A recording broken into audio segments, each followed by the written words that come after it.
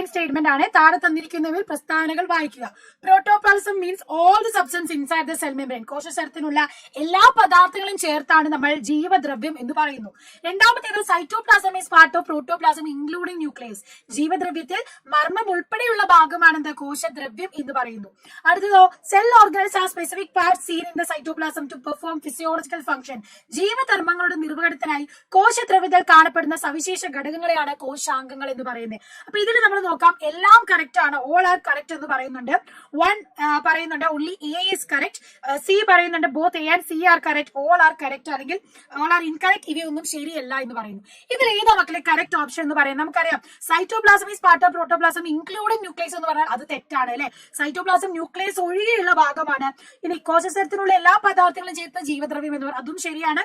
Cell ഓർഗൻസും ശരി. അതുകൊണ്ട് നമുക്ക് പറയാം എയും സിയുമാണ് കറക്റ്റ്. ഓപ്ഷൻ സി ആണ് കറക്റ്റ് ഓപ്ഷൻ എന്ന് പറയാം.